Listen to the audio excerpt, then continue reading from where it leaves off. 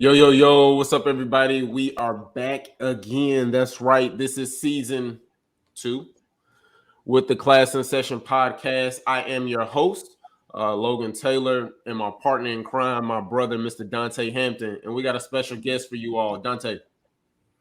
Yes, man. We have a special guest coming all the way by the way of London. That's where he's originally from. David Spellmon is a behavior specialist in Charlotte, North Carolina. His main objectives are sending off infectious positive energy and meeting students where they are at to improve their academic and behavior status. David specializes in creating innovative ways to incorporate hip hop with social and emotional learning. Um, he do service learning as well as cultural responsiveness to make an impact on his students. He is the author of a book as well called "Just Like Music" with social and emotional learning inspired by hip hop. David, how did you even get into education as a whole? How did you even start that about? Man, honestly, I didn't know it was going to be in education. I knew I was going to be working with people, whether that was the nonprofit sector or some kind of community work.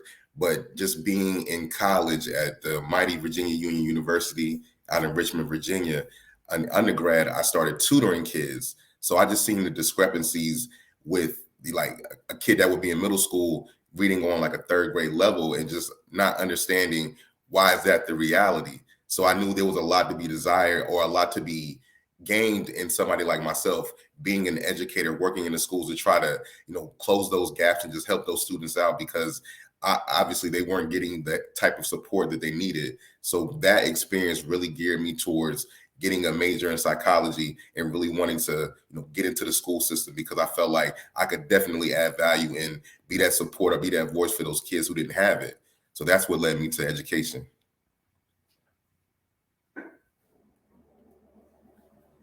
I love it, bro. I love it. I love it. I love it. That's awesome, man. So you talked about, I heard you say I heard you say majoring in psychology. And of course, we know that's dealing with the mind. Like, you got to be like, bro, you got to have a love for the mind to be able to experience um, college, to experience college, to want to be in psychology, right? And so what I want to ask is what made you pick psychology as a major for you to, later on in the future have your SEL curriculum, which is social and emotional learning for those who don't know, and different things like that. Do you mind touching on that for us? Yeah, no problem. I honestly believe that it was due to my upbringing. Originally born in the UK, spent some time in Sweden, lived in Philadelphia for some time, lived in San Francisco for some time, lived in Guam for some time. So a few countries before the age of 10, and we settled in North Carolina. And just having to interact with different people, different cultures, people that meet me always talk about I have this worldview, definitely due to my upbringing. So understanding, different people do different things. Like everybody, if you've never left the US, you think the whole world is here. You don't have that perspective. But with me having my mind expanded at such an early age and understanding why certain cultures do this or certain words are used that may be a positive thing here, but a negative thing here, that really just got my mind really wondering, like, dang, what is going on in this world? Like, why do people think the way they think? Why are certain groups of people the way they are? And of course, unconsciously, when you're younger, you're just asking these questions. But as you get older, you kind of find your way or your lane. And growing up, psychology was that kind of that answer to how can I understand people's motives? That, like you said, that mind piece. Okay, psychology may give me some of the answers. Of course, it's not going to answer everything because it's still from a very Eurocentric framework, but just giving me that baseline to say certain people or the way the mind works or the amygdala or, just all of that technical stuff. It kind of drove me to psychology by being just a naturally curious kid. I love that. That's dope. That's dope. That's dope. That's dope.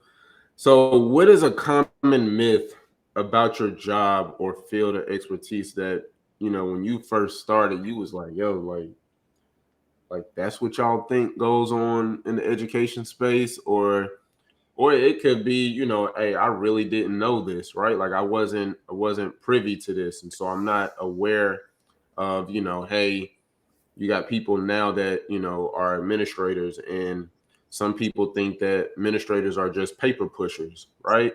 You got some people that are secretaries that work at the front desk, and, some people think that, like, hey, they don't do anything, right? You got people that think that teachers are just, daycare workers and different things like that. What is a common myth about your job or field of expertise that you've noticed and it kind of like made you scratch your head and think? So I'm gonna say this, like we talked about pre-show, Logan.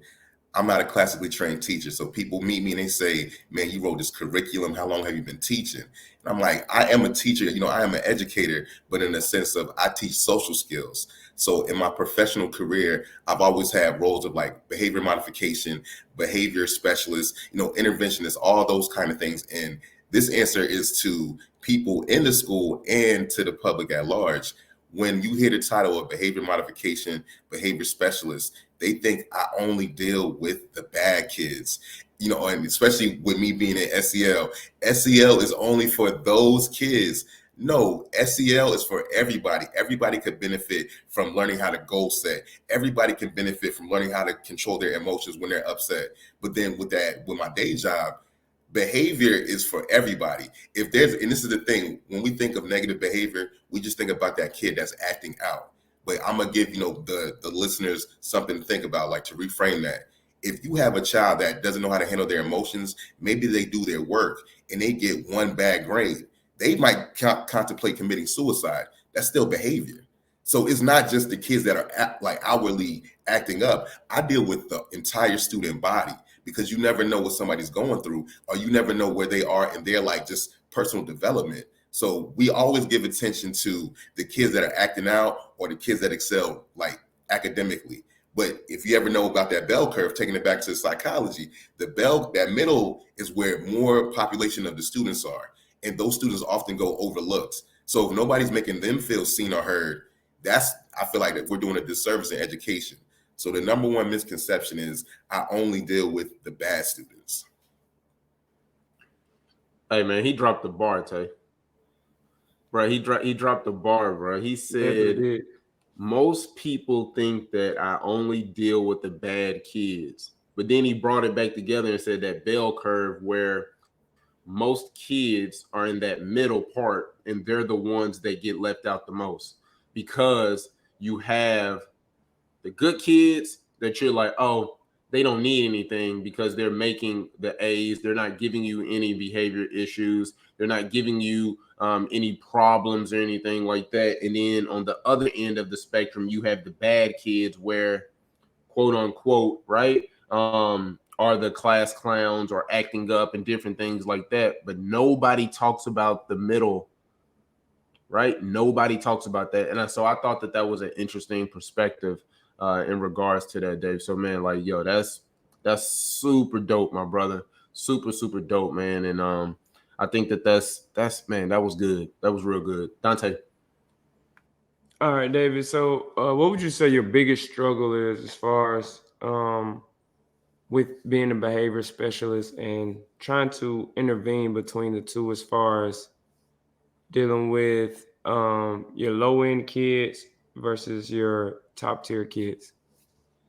I think the biggest challenge is really the adults on campus. And if you worked in education, you probably often heard it in like a meeting or something, or just when in conversation with colleagues. Sometimes it's not the kids. So I serve a rather large school district. It's about 176 schools. So of course, you have the affluent schools, you got your Title I schools, and everything in between. And it never fails, even in the affluent schools. If you have educators who are not really for the students, regardless if they are high performing, low performing, they don't have that relational piece. And I got to highlight one of my colleagues, because he said this for the past 2 years. He said, we got to take education from being transactional and bring it back to relational. And I think that's really the key. And we often say it in, mission statements and board meetings and all that, relationships are key, but it's that thing, practice what you preach. If we're saying that, but you don't feel that when you walk into the campus, kids are walking by, teachers are like, oh my God, here he comes, here she comes, or nobody's even acknowledging students when they walk through. Like, it starts as soon as they get off the bus. I think if we had more like educators who were skilled in building relationships, everything else would fall in line. Academics would improve, behavior incidences would decrease because it's a sense of community. There's a culture that you've built there of relationships. And so for me, being that support from the central office and seeing where there are educators who are deficit in those skills, that makes it a lot more difficult for me, because I come from a relationship lens to kind of get them to see the error of their ways to boost up those students, both the very high performing and the low performing, because at the end of the day, kids crave relationships. They crave those things. So if they're at school, like they clocking in 8 hours a day until they leave high school, if we're not giving them that relationship there, they're going to find it in other areas, whether that be a gang or just, self-medicating. They're going to find their relationship with something, whether positive or negatively. So if they're in the schools most of the time or most of the day, we need to be serving that appetite, that relationship piece. Okay, I'm following. So, okay, I'm following you. I got you. Basically, relationships is key, man. Sound like you need a business development day over there in your district over there for you. Man, That's what we it work sounds with like you the need, man. It K-12. sounds like you need a business development day for all your teachers, man, on relationships. Status quo though, man. If they don't feel like it needs to change, then they won't change. And that's one of the things I say about education. We do things the way we've done it because that's the way we've always done it. But this is a new generation. This is a new day. Like, these kids are different. Like, we got to get updated in our practices and pedagogies. And that's why I'm able to excel in the space that I'm at, because I see the future. Like, we can't keep looking about what happened, the way it used to be, man. That day is irrelevant. That day is irrelevant. And with social media too, these kids are far more advanced than teachers give kids credit for. Like, just because you can't comprehend a certain formula doesn't mean, what I'm saying, I don't understand what you're doing to me, how you making me feel. If in all honesty, it's really no flip to where now they struggle with actual formulas and everything, but they understand the emotional piece of every adult. And adults sometimes don't correlate and understand that. Come on, Lo. Yo, bro, he dropped the gem, bro. He said relationships are key. Like, it's like I tell people, man, like, relationships are the new currency, right? I tell people that, and a lot of people, like you said, David, we can't do education the way that our parents did it, right? Like, I can remember, I'll use me for an example. You know what I'm saying? I never mind using me as an example. But like my grandmother, right? Like my grandmother, when she was in school, it was go to school, right? Then find you a industrial job and you work there for 20, 30 years. You know what I'm saying? Get you a pension, retire, and you good, right? Well, it's not like that with these kids. Like, they can become entrepreneurs off of the power of social media, right? Like, you have kids now that they are learning about financial literacy. Like, the state of Michigan and the state of Florida just passed laws that in the high school you have to take a financial literacy class, right? And so we need to start catching up with the times so that way these babies can know that learning is fun, right? Because they don't see it as a necessity, right? They see the phone as a necessity. They see social media as a necessity. They see the hottest Jordans or Gucci belt, or like they see all of those things as a necessity. They don't see opening a textbook as a necessity.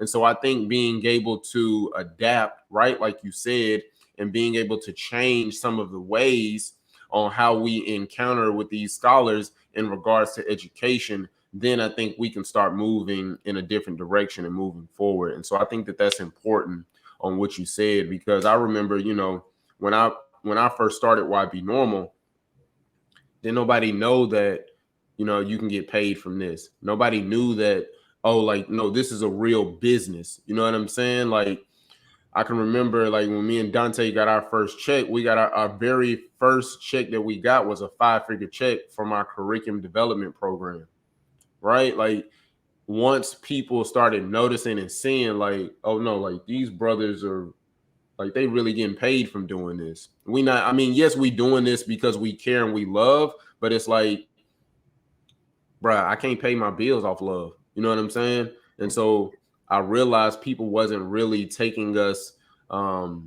serious because they didn't know. They wasn't privy to it. They wasn't exposed to it. Right? I was privy to it and exposed to it because I knew people that did it. And so I was like, yo, okay, if they can do it, I know I can do it. And then Dontay comes on board and he like, yo, bro, I see what you're doing. Let's, you know what I'm saying? Let's link up, let's connect. And then, bro, we've been tight ever since. Like, that's my brother. And so I just think that, you know what I'm saying, we got to do different if we want different. And I feel like sometimes as educators, they just go in this hamster wheel, bro, and you just hang this carrot in front of these people, or in front of these babies, or in front of these politicians, right? Like they hang this carrot in front of the superintendent or the principal or whoever, and you like, yo, just keep doing the same thing. And it's like, bro, we're not getting anywhere. That's why we having the same results. We're not getting nowhere. And so I think it was important, bro, off what you said, and whatnot. So let me ask you this, man. What is, and you can give more than one, but the question is, what is one piece of advice you would give to someone starting out in your career? And if you want to expound on that and give more than one, two, or three, you're more than welcome to. But I just want you to give people some insight on what it looks like, because there's somebody out there right now that's listening, and they may be interested in wanting to work in central office and be a behavior specialist or behavior interventionist. And what does that look like, and how can they, you know what I'm saying, and different things like that. I'm gonna give it from a couple of different standpoints. Like, yes, being in the school district that I am, but then that transition to being an educational entrepreneur, like you guys are. So in my school district, I would say the best piece of advice is add value. And I'm gonna expand on that. When I'm saying adding value, you have to ingratiate yourself to the culture, the community that you serve. So if you are at one school, man, you need to be knowing where your kids go grocery shopping. Like what do they do in their leisure time? Because that you can circle back and use that information during the school day, and like really going to them places. Like I do a lot of work in the community, so I could be at a grocery store at anywhere in the city, and a kid can see me. Oh, man, that's Mr. Spell. He always wear the ties, and it's like now I'm just building up my social capital and building that equity with those families to say, hey, if it's a good call I have to make, you're already familiar with me. But especially if it's a negative call I have to make, you're already familiar with me, and it changes the tone and the dynamics of that conversation when your son or daughter has done something undesired. So I'm going to go more on just the school aspect. Really getting outside and building your network of individuals. I like to say building your tribe up, because a lot of people think if I'm at, Williams High School, all I know is Williams High School. And sometimes districts give opportunities for you to collaborate with other individuals in your district, but a lot of times you're really just confined to your school building, and you really don't know what are some of the practices, what are some of the good, the bad that's going on at other schools. So you don't have to wait for your administrator to tell you, man, do that on your own volition. Like reach out. LinkedIn's a wonderful tool. There's so many different social media. A lot of teachers are putting their craft on social media as well. So if you see an individual that, let's say you both are science teachers and you like something they're doing, reach out, because they may offer you a gym or a resource worksheet that could help you on your campus. But I just know, I've noticed in my district, one of the biggest complaints is we don't get the opportunity to collaborate with other individuals in our district. Even if it is a training, it's really regimented and there's not that time for networking and building. And I always just challenge those individuals, do it on your own. Like, why do you need somebody to give you permission to reach out? Like, you're not doing anything illegal. It's like, hey, you're just trying to build, like, that's pretty much your own personal development as an educator. Because, we say lifelong learners to the students, but I would question how many educators are taking that for themselves. Like, even though I'm an educator, I'm still every day reading some new information, going to the Edutopia blogs, going to different conferences to kind of sharpen, the saw. Because we tell that to the kids, but once again, practice what you preach. If you want the kids to be lifelong learners, you should be doing that in your own career, your own personal development.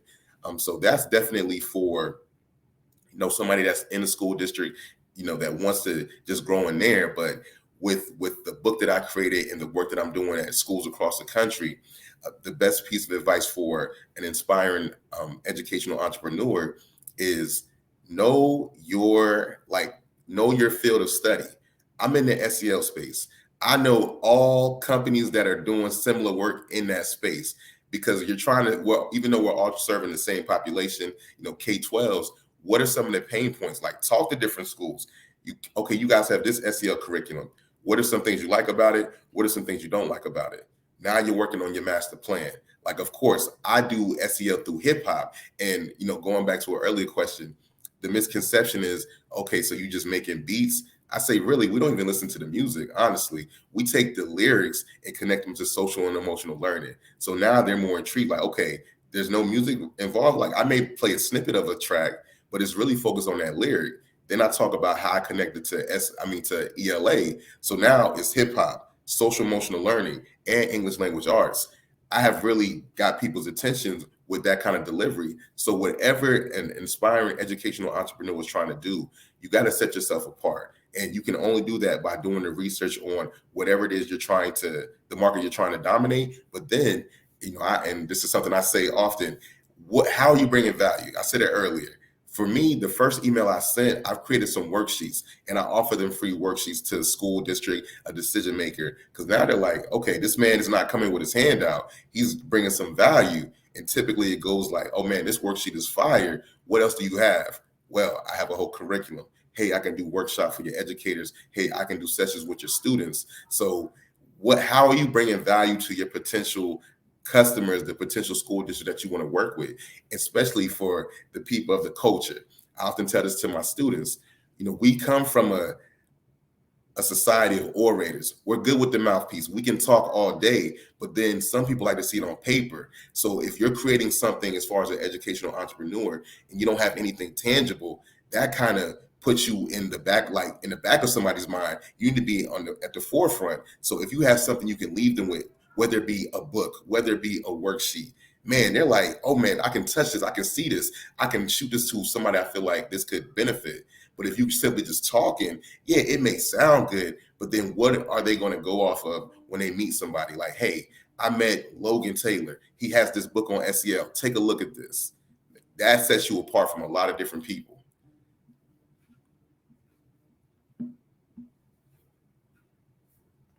Yeah, he going in right now. He going in. He going in, man. Word, bro. I'm just listening, bro, because this my thing, bro. So I just love it. Like bro, I love it. Like, bro, the game that David dropping, bro. Like, he said, bro, adding value.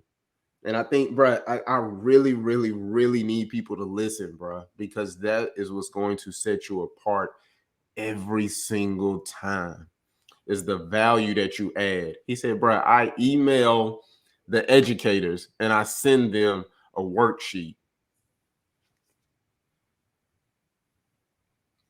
Bro, they missing it, Dave, because they ain't getting it, right? Like, they wonder, like, why, like, yo, like, why I'm not able to get into the schools? Like, why David able to do this? Why is Y.B.Normal able to do this, right? Like, why are they getting these opportunities? Why can't I get them?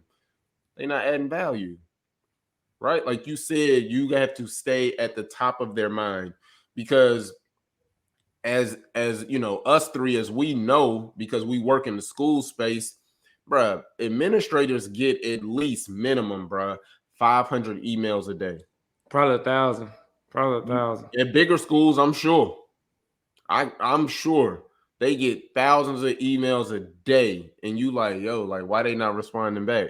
Well, bro, they gotta go through these thousands of emails. So what are you going to do, right, to stand out? And what are you going to do to stay at the forefront of their mind? And so, bro, I thought that was a gem right there, bro. Like, literally, that right there was a gem in itself. And if they don't take that, then they ain't serious about it. That's all I can say. I can't say nothing else. That's all I can say. But before we move forward, man, Dontay comes with, the hot seat questions, and some more stuff. We got to take a quick break real quick. And so we'll come back in. So listen, guys, this is the Class in Session podcast. This is the Class in Session podcast. I'm going to say it one more time in case y'all not getting it. This is the Class in Session podcast. And listen, we need you to do 3 things for us. And they real simple. I need you to like, subscribe, and leave a comment. All right, listen, guys, if you love what we're doing, you love the value that we're adding, then share it with your network, share it with your community of people. Because listen, we want to add value and we want to make an impact in the education space. And that's exactly what we're doing now. And so we just want to expand, right? And we want to get more, we want to shed a light on what's going on in the education space to more people. So listen, guys, we need you to like, subscribe, and leave a comment. All right. It's only going to take you a matter of what? 2 seconds, maybe not even that if you quick. Right. So listen, guys, this is the Class in Session podcast, and we need you to like, subscribe, and comment. All right.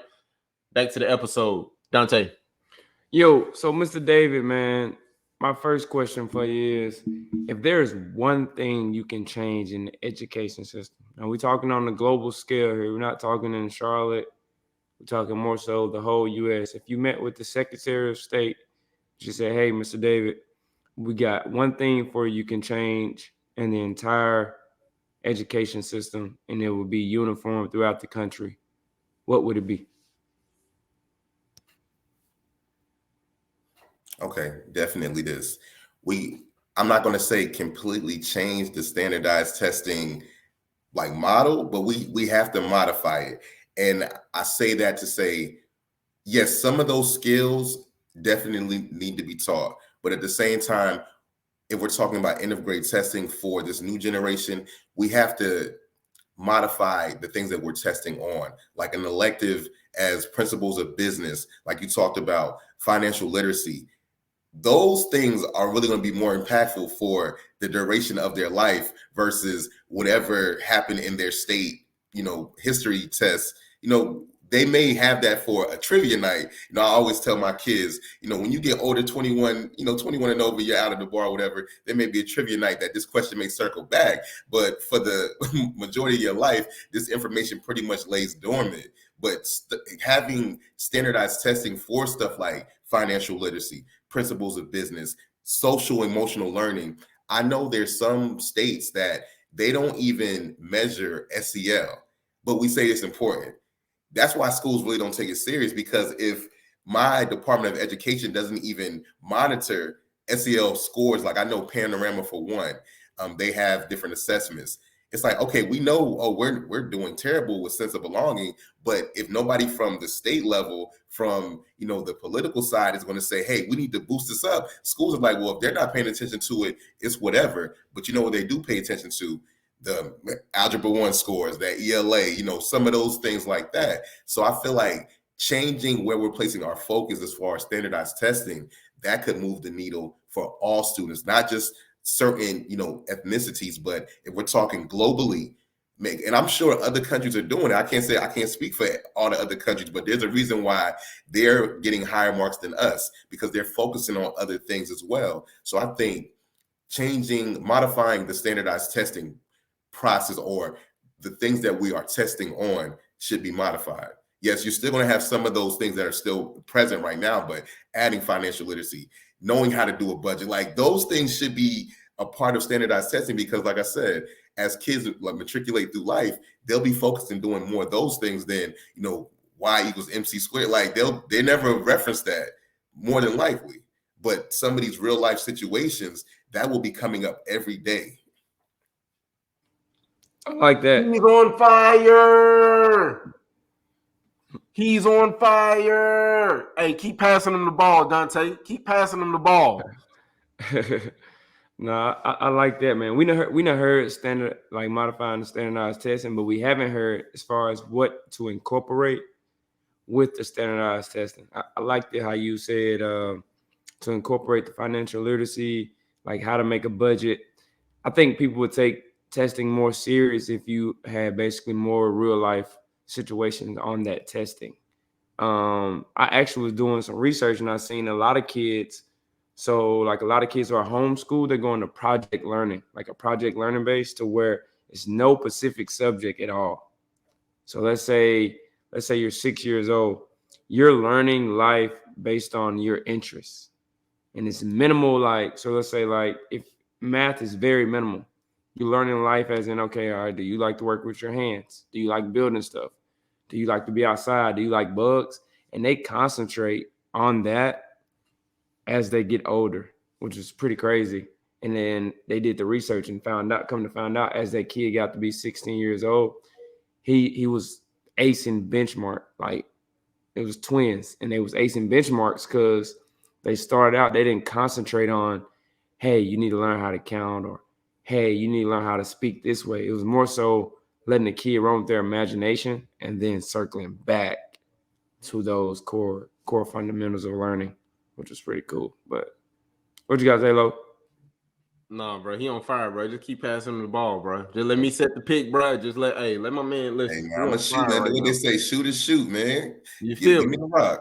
Hey, just keep giving him the ball, bro. Like, man, bro. He said standardized testing, and he said what's happening is that most administrators, or if you want to say school districts or whatever, like most people in the education space are not tracking, right, social and emotional learning. He was like, bro, like, we serious about social and emotional learning. Like, why are we not tracking it?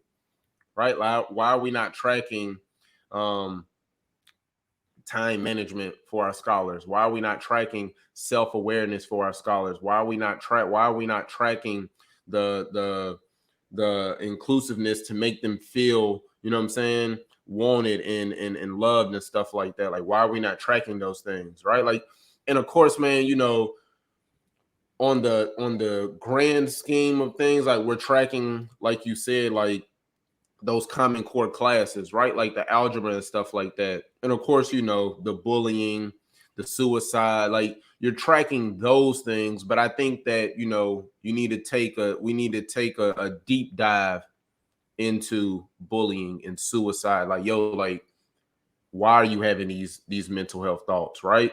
Like, why? And you know, why do you feel like, yo, I want to, you know, I'm having these suicidal ideologies, or I want to commit suicide and different things like that. Like, you got to ask those questions, right? And it took for, you know, my brother to die in 2019 for me to realize how important time was, right? Like, my brother committed suicide. And so I know for a fact that if I would have asked the right questions, he'll still be here today. But because I didn't ask the right questions, bro. Like, you feel what I'm saying? And what I realize is that we don't ask the right questions to our scholars, bro.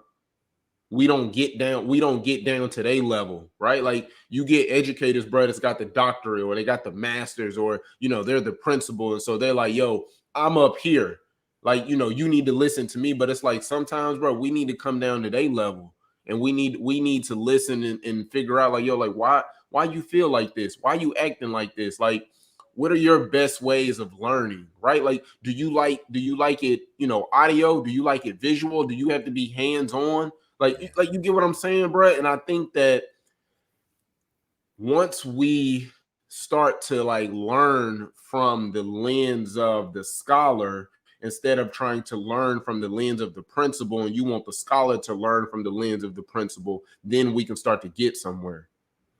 Man, can I add something? No, you Bro, hit come it on right in, in the bro. head. Come on You in. hit it right I in just the threw head. it off the backboard. This you. Come Oh, on. I'm about to He said, blitz "Come from on that in." joint, man. Now, this is the problem. We always talk, and this is school districts I've worked with across the country. We always talk about we need to give our students voice. Students come with a voice. We just don't listen. We just don't listen. We do these insight surveys for the community, for families, and we see the data, but we don't move on the data. They are telling us exactly what they need, what they would like to see. But like you said, because we got the PhD from Old Dominion, Harvard, you know, Morehouse, we think we know what's best for them. You know what's best for them? What they telling us they need, but yet we don't listen. So that goes to relationship. But to the point you were saying, and, you know, rest in peace to your brother, man. just going through that is a situation in itself. But that speaks to social and emotional learning skills. Somebody feeling like they want to harm themselves.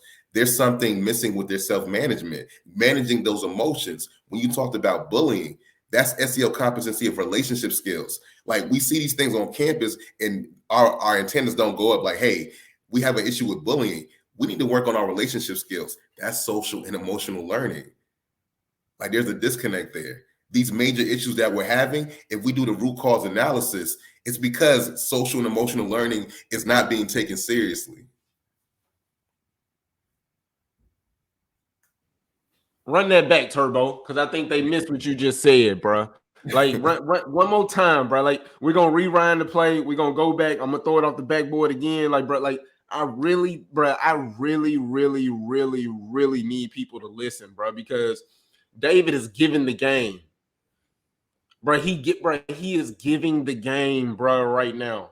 Like, he is like, bro. Oh man, bro. Like, I really hope that people are really taking heed to what you say, because the gems that you dropping, bro, like, it can literally shift a school from a 3 to a 5, right? It can take those tier 3 kids. And when I say tier 3, like, we talking about the worst of the worst, right? Take those tier 3 kids, bump them up to a 2, and those 2s can go up to 1s, right? And bro, like, bro, that's so good, man. That's so good. Like, the game you giving, dude. Like, oh my god, like, okay. I'm gonna get too excited, bro. This ain't about me. This ain't about me. This ain't about me. This ain't about me. So, man, He said, "This bro, ain't about me. This ain't about me." it ain't, bro. Because, bro, I am so excited, Tay, because we know, right? Me and you have these conversations, right? And so we know, like, what we've encountered, what we've had to go through, like, the ideas, the curriculum, the books, the speaking engagements, what I'm saying, like, we know all of these things, right? Like, going into the schools and dealing with kids that were at a first grade reading level and they went through our program and bumped up to a third grade reading level, right? And they were in the 5th grade. So, like we know these things, right? The social and emotional learning journals and the impact that it's had with the scholars being able to write out their thoughts, right? On self-love, self-awareness, self-exploration, like those different things, bro. And I'm just like, bro, I am so excited because the information that he's given, I'm like, yo, like, these are the conversations that we have. You know what I'm saying? And so when you find other educators, bro, in the space that are passionate like you, it's like, yo, like, bro, this is making my heart, like, this is piercing my soul. Like, I love it. And so, man, like, bro. But go back, man. Let's run it back real quick. So you talked about bullying, and you talked about, like, yo, like, the mental health or the suicide, because we know, like, ACEs is big right now. Like, that's a hot word. SEL is a hot word, right? Like, we've been doing our curriculum since 17, Tay? Is it 17? Yeah, 17. It's Okay. 17. So, like, we know these things are, like, they're the hot words right now, right? But let's talk about that for a quick second in regards to, like, the bullying and stuff like that. Like, what have you noticed and experienced, right, with working with school districts across the country, and specifically in the school district that you're in, right? That you work for now. Like, what has been some of those causes on why, what I'm saying, you've seen, like, yo, why is this going on? Like, why are you bullying this kid, right? And then what I also want to do is I want you to give them some tools on how we can combat that with whether it may be, some strategies, or it may be asking the right questions or different things like that. So can you expound on that and touch on that? Man, first thing, it is a myriad amount of reasons. Like, I've seen it in my school district. It could be something as superficial as oh, this person doesn't have a lot of followers on social media, so now I'm going to pick on them because, oh, you lame, you whack, whatever the case may be. But over time, somebody initially they'll be like, whatever, that's just talk. But when it comes to bullying, people think just picking on somebody's bullying. No, it is like systematic and very frequent in the longevity. Like, you shouldn't still be talking about this one issue 3 weeks, a month, 2 months down the line. Every time you see this person, oh, you only got whatever amount of followers, and it's like that gets aggravating. So when the kid retaliates, well, that's a bigger thing. Once the kid retaliates, then it's like, oh my goodness, we have an issue, we have a crisis. But nobody saw what was going on for those months prior to this kid saying enough is enough. So when we talk about strategies, you should know the pulse of your campus. Once again, relationships. If that kid doesn't have a strong relationship with an adult on campus, they will never tell anybody what's going on with them. So if a kid doesn't feel like they have a strong relationship with a trusted adult, man, when stuff happens, it's going to sound like when things do happen, like a big fight, and the teachers, administrators are like, what happened? Man, there's some kids that could have gave you that information if they felt seen and heard, and if that culture of relationship was paramount on campus. Oh, Mr. Dontay, man, they said they're going to fight at third lunch. Man, appreciate that information. And these are situations I've been in because I build relationships with my students. But then some more severe stuff, like we had some students, transitioning, like changing their genders. And that's a new thing for a lot of the old school educators because they have that old mindset. But once again, new day, new generation, new caliber students. A lot of teachers are not equipped to handle that situation. And if we're the adults and we're the professionals and we're not equipped to handle that situation, man, how do you think and as a matter of fact, some of the kids offer more grace because this is what's going on. This is what's prevalent in their, generation of young people. I would say anything with a situation like bullying, there's some things that we've done or some things that we've implemented. Like, we really do take that restorative practice approach, whether it's just an administrator, some teachers, and the two students, or if it is something that kind of spills off into the neighborhoods, we do bring in the families to see where they're at. And of course, we do the preliminary work to say, hey, are we able to have this meeting with it going fairly smooth? Because we don't want to bring the drama from the neighborhood and welcome it on campus, but we know kids are coming from certain roots, like the apple don't fall too far from the tree. So if these kids are highly volatile, we're trying to understand the function of that behavior, and that may stem from the parents. So doing things like restorative conferences on campus and doing no contact contracts. Like, if these kids, and I even explain to kids, I don't care if you don't like Dontay. That don't mean you're going to see him and try to put hands on him every time. Like, you can coexist in a space and not be friends. You're not going to be liked or be friendly with everybody. And maybe that's not a skill that they've acquired just yet. So letting them having an honest conversation to say, hey, just because you don't like someone doesn't mean you have to say anything inappropriate to them. You have to try to harm them. You can be in a space, but then, like I said, putting it on paper, no contact contracts. We will highlight the things that you cannot do. One of the biggest things that we have to put in, I would say we've done this in the past 6-7 years. You will not talk directly or indirectly about this individual on social media, because we all know nowadays 90% of your conflicts are going to start on social media. So they'll do the little sub tweets, or they do the subliminal messages, and the kids are screenshotted like, yo, Mr. Spell, they add it again. And if it's a kid that they have a no contact contract, then we got to go to that, whatever that consequence may be. But I mean, really, with the bullying, you got to know the pulse of your campus. And this is I'm saying this in jest, but I always find it funny, when kids, especially at the high school level, when, let's say it's a football game, when it's a basketball game, some kind of sporting event, and the rival school comes, they all click up. It's like we're all one school just in case it go down. But on a normal day-to-day, they have that internal conflict and beef with each other. I'm like, how y'all going to go from y'all fought that school at the football game on Friday night to Monday, now we got all these fights on campus against the same people you were just fighting with? So trying to understand that dichotomy, and that goes more about that psychology. How do you go from this is my brother one day to I don't care nothing about your life the next day? But building relationships, knowing the pulse of your campus to see it early and then intervene early. Because when educators just focus on, the academic portion, you miss that social piece. So when you see kids are making fun of this one kid constantly, And you're just like, oh, kids will be kids. No, because that could be that individual that may, in 2 weeks commit suicide because nobody saw that, then nobody intervened. I like that. Seeing it early, intervening early.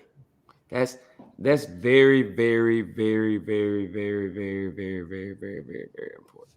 I really like that. I think a lot of educators, you can let some go by and it can blow up. But I really liked it. That was a key quote that I got from that. So if y'all educators out there, potential teachers, administrators, central office, if you got anything from David, just then is intervene early, especially when you see something early. Don't let it build up, and also focus on those relationships at an early stage of that student's career. All right, but we got one more question before we get up out of here, David. We asked this to everybody, so you can answer accordingly, however you want to. It's on you. If there was a value or a number when it comes to a teacher's salary, and they said, "Hey, David, you have the power to change this," what would it be? And it can be, you can go in the high end, you can go in low skill. It doesn't matter.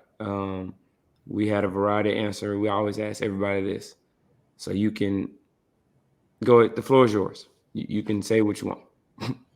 So I'm gonna preface this with just like the research I've seen, and there's a correlation between the countries that are excelling academically and the pay for those educators. So that's going to drive my answer. And then also, I mean, I'm not going to go too much into the happiness of countries because money's not everything. But since we live in the United States, capitalistic society, money is paramount. Money is necessary to live somewhat well or relatively well. So for my educators, man, are we talking specifically just teachers or anybody in the space? Because that might alter my answer. You can go from teachers all the way up. Okay, man.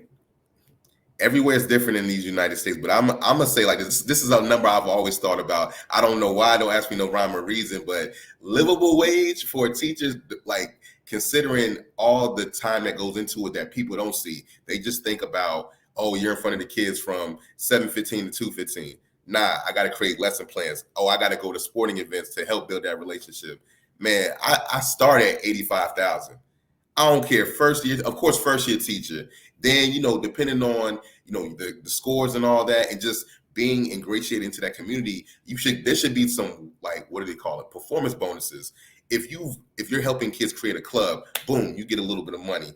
If you're doing some service learning projects, like let's say you do 5 a year, boom, you get a little bit of stipend or a little bit of bonus because you're going above and beyond your regular responsibilities. But definitely 85 stacks. First year, because you got the student loans, but then you want to live, like, you can't just work all the time. You got to have work-life balance, and you can't do that with some of the salaries that teachers are having. Because I know plenty of teachers in the classroom that got 2 and 3 jobs just to make ends meet. So to me, you can't be your best educator self because you got so much to do after school to just have a place to stay, have some food in your fridge, be able to do something for your kids if they got kids, do something for the spouse if they have a spouse. So that's a lot of stress and pressure. And I can see why those teachers don't end up being the best educators, honestly. Well, Logan gonna jump for joy, man. You right around his number, man. Lo be saying like 100K. He's saying minimum, and he always say that because he say, who's teaching the teachers? Like who did you learn from? Lawyers, doctors make that. Why can't somebody who's educating our future? Why can't they do that? And when you think about it, the crazy thing is people who have the highest salaries in the country, no matter what it is, they create a talent pool to where you're gonna weed out a lot of people who are not serious. It's like people, it's a reason why it's not that many doctors, not that many lawyers, because a lot of people are not willing to go to school for it. So if you actually bump up the salary of a teacher, you're gonna weed out a lot of people who doesn't want to go into the school to do that. You're gonna have a lot of people who not gonna do what it takes to get their certification. Like I wouldn't mind being a teacher. I coach high school basketball, but based on the salary, I know it wouldn't be feasible for me based on the responsibilities I have. But like I said, I wouldn't mind being a teacher, but it just doesn't work out in my favor. Now, Yeah. if financially it was different, we'd probably be having a different conversation. But that's what Logan thinks. On my end, I'm more of a service guy. I do think the salary should be higher, but it don't have to be as high as y'all said. You probably can do 60 everywhere, 50. But I think you need the automations in place for people to be successful. You need the discounts, or whether they be discounts at the grocery stores. You need the housing piece, Oh, yeah. first time home for first time home buyers, condos or something. That way, if it doesn't, you do get burnt out, you can sell your home. You know what I'm saying? You can have something to fall back on, whether there be a low interest rate with your credit cards, you know what I'm saying? Or like a teacher credit card, just a lot of small stuff like that. We might give you a stock or something, just different ways, you know what I'm saying, to make it more, like I said, a little more balance for the teacher. So Dante spoken for me, so I'm good. I ain't even got to say nothing. I'm good. Like he know me. He already know. Like, yo, that's my number. That's where I'm at. Like, so that's where we at with everything. But before we get up out of here, man, there are a few things I need to ask of you. So, David, can you let the supporters know how they can get in contact with you? And if they have any questions, or if they want to run an idea by you, if they're interested to want to hey man, can you come in and help us? Like, we need help like bad. So how can they get in contact with you? Your contact information. And then the last thing is leave them with a piece of motivation, and then we'll get up out of here. All right, so for sure, to Y.B.Normal Nation, please reach out. Like I said earlier, you're going to get a free worksheet, a couple worksheets if you hit me up, because that's just love. Like the tribe of educators, man, let's continue to build with each other. So the email address that you can find me at is positivearcher@gmail.com. Once again, positivearcher@gmail.com. You send me an email, say you heard me on Y.B.Normal class in session, you're going to get a worksheet for sure. If you want to connect on LinkedIn, it is the government name David Spellmon. That's simple. David Spellmon, I am the beloved one, because that's what David means, beloved or friend. But then on Instagram, I do post a lot of my educational content on my Insta, and that is Mr. Happy, but I got to explain it. So I grew up Latino. So it's MRJAPPI.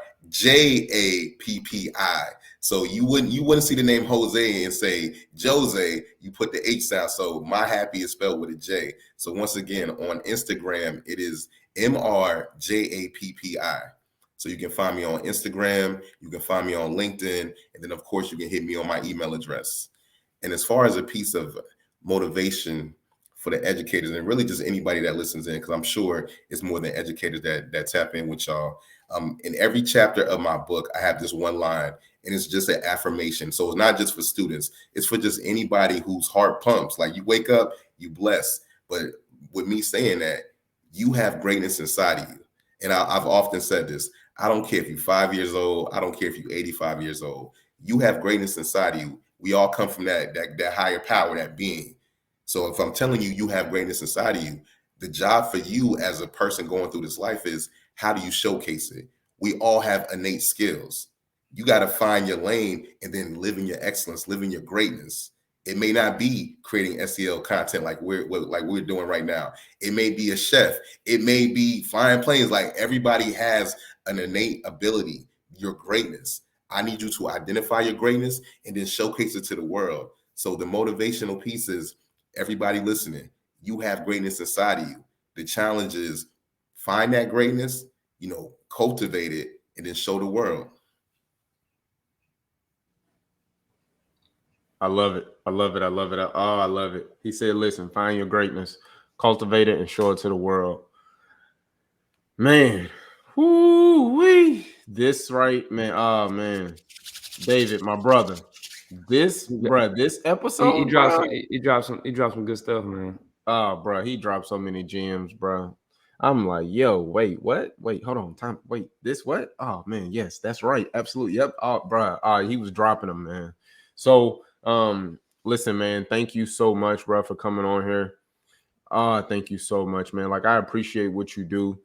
And I want to give you your flowers and let you know that you matter. I want to tell you how much we appreciate you because I know it's not easy working in the education space. And I know that, there are times where there's some red, red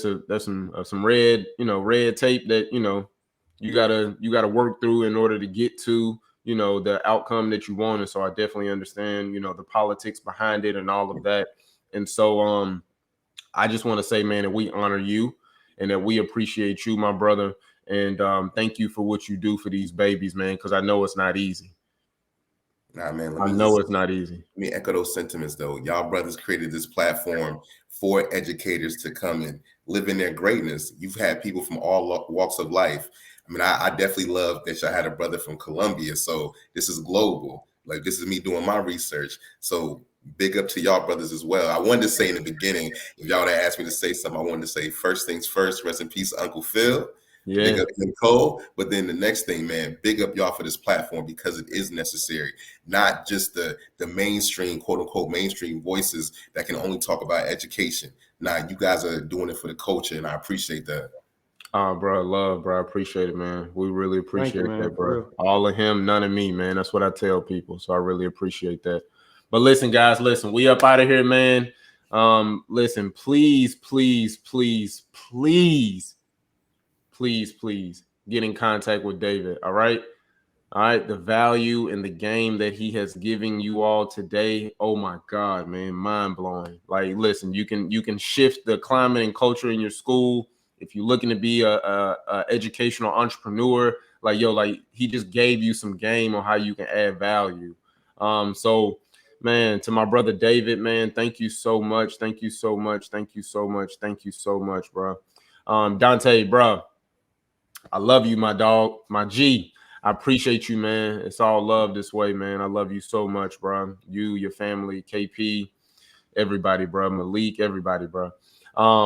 But listen, before we get up out of here, guys, listen, this is the Class in Session podcast. All right.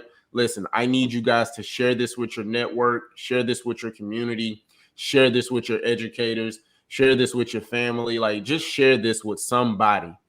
Because at the end of the day, it ain't about us. All right. And so we want to add value. And so, again, this is the Class in Session podcast. And in closing, like we always say, Y.B.Normal. When you can be extraordinary. All right, man. We'll see y'all next episode. Peace. Love y'all.